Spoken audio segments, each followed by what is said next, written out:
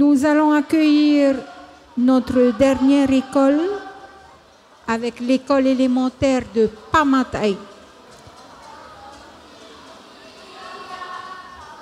Donc là aussi, nous propose un himene Ruau et un himene Tarawathaiti.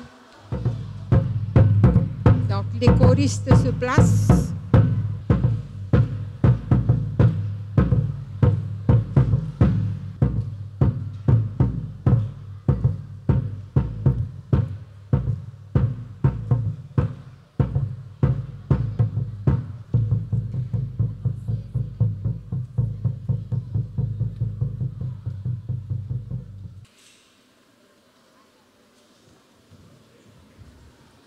Monsieur le chef de chœur, si vous êtes prêt, la scène est à vous.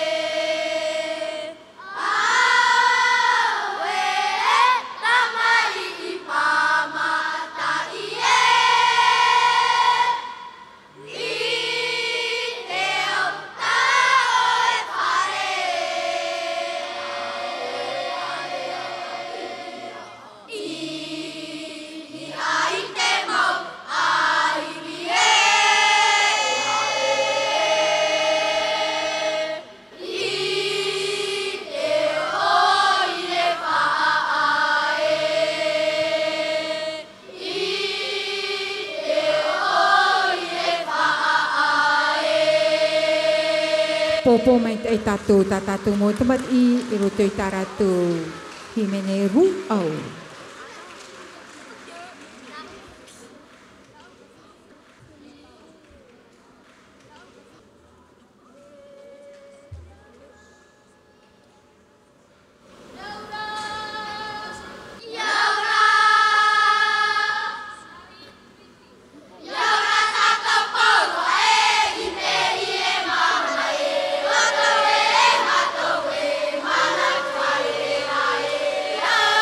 Hey!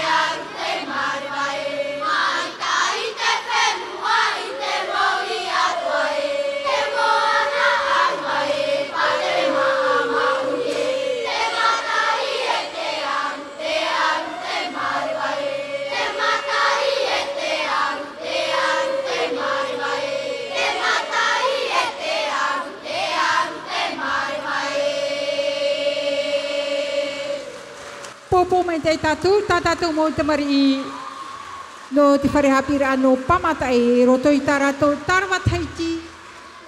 Te I whaanawe hia mai te mau perepere I muri mai. Popo mai te tatu tra no perepere.